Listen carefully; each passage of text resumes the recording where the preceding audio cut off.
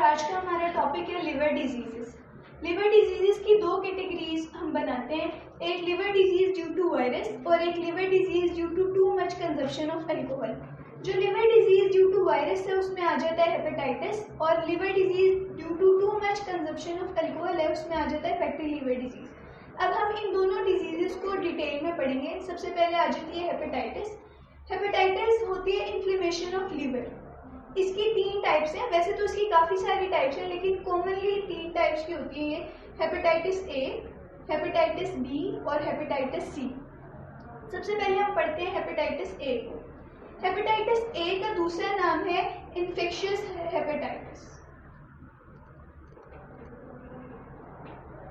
अब क्योंकि मैंने आपको बताया कि हेपेटाइटिस जो है वो वायरस की वजह से होता है, तो हेपेटाइटिस ए जिस वायरस की वजह से होती है उसे हम कहते हैं, उस वायरस को कहते हैं HAV। जो HAV वायरस है इसकी कुछ प्रॉपर्टीज होती हैं। ये RNA वायरस होता है और नॉन इनवेलिड वायरस होता है। अब ये RNA का क्या मतलब है, जो वायरस होता है वो या तो उसके अंदर या तो DNA होता है या तो RNA होता है, दोनों नहीं होते। तो HAV वायरस जो है उसके अंदर RNA होता है, इसलिए हम कहते हैं कि HAV RNA वायरस है और ये नॉन इनवेलिड होता है।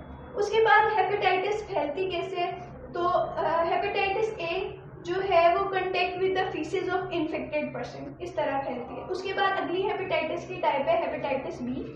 हेपेटाइटिस बी का दूसरा नाम हम रखते हैं सीरम हेपेटाइटिस।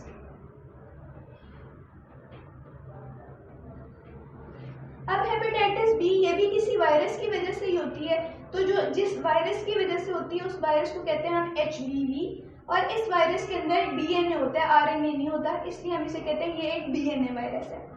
अब हेपेटाइटिस बी फैलता कैसे है, तो ये जो इन्फेक्टेड पर्सन है उसकी बॉडी के फ्लूइड से फैलता है। और जो हेपेटाइटिस बी है इसकी एक ये प्रॉपर्टी है कि ये बहुत ज़्यादा कॉमन है एशिया में और चाइना में। अगली जो टाइप है हेपेटाइटिस की वो है हेपेटाइटिस सी। हेपेटाइटिस सी का दूसरा नाम है नॉन ए बी, मतलब ना तो ये हेपेटाइटिस ए है और ना तो ये हेपेटाइटिस बी है। इसकी ये जो हेपेटाइटिस सी जो वायरस फैलाता है उस वायरस को हम कहते हैं HCV। HCV वायरस जो है ये RNA वायरस है, इसके अंदर RNA होता है और ये इन्वेलप्ड है, और ये लेस फेयर होता है then hepatitis A and hepatitis B. तो ये था हेपेटाइटिस। अगली disease due to too much consumption of alcohol, उसे हम कहते हैं fatty liver disease. Fatty liver disease का दूसरा नाम हम रखते हैं स्टीटोहेपेटाइटिस। इसकी कॉज है एक्यूमुलेशन ऑफ फैटी एसिड। जब फैटी एसिड जमा होते रहते हैं लिवर के अंदर तो वो एक डिजीज कॉज करते हैं जिसे हम कहते हैं फैटी लिवर डिजीज। अब इसकी सिम्टम्स क्या है, एब्डोमिनल पेन होता है। एब्डोमिनल में किस साइड पे पेन होता है, तो अपर राइट साइड पे।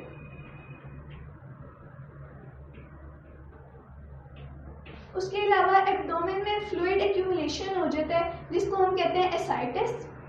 उसके बाद जॉन्डिस हो जाता है, वेट लॉस हो जाता है। अब जॉन्डिस में क्या होता है, आपकी स्किन और आईज येलो कलर की हो जाती हैं। अब ये येलो कलर की इस वजह से होती है क्योंकि एक कंपाउंड की एक्यूमुलेशन की वजह से, उस कंपाउंड को हम कहते हैं bilirubin.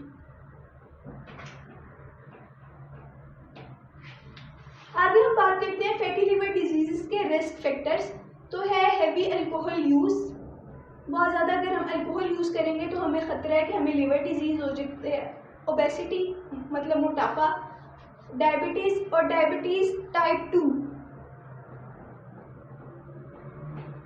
Exposure of certain chemicals. अगर हम कुछ केमिकल्स हम एक्सपोज होते हैं कुछ केमिकल से तो भी हमें लिवर डिजीज़ हो सकती है। आगे हम बात करते हैं प्रिवेंशन की, कि हम किस तरह लिवर डिजीज़ से बच सकते हैं, क्या क्या काम करने हैं हमने। तो सबसे पहला काम, do not use alcohol. Alcohol को नहीं यूज़ करना। Don't be overweight. आपको ओवरवेट नहीं होना। जब भी आपने किसी केमिकल्स से एक्सपोज होना है तो बहुत सारी प्रिवेंशंस करनी है। जैसे कि ग्लव्स यूज़ करने, मास्क यूज़ करने वगैरह। उसके अलावा आपने जब सिरिंजेस यूज़ करनी है तो कंटेमिनेटेड नहीं होनी चाहिए।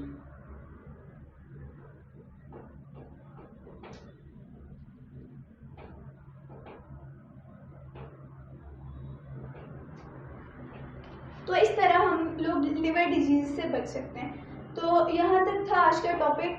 आज तक के लिए इतना ही, बाकी अगले टॉपिक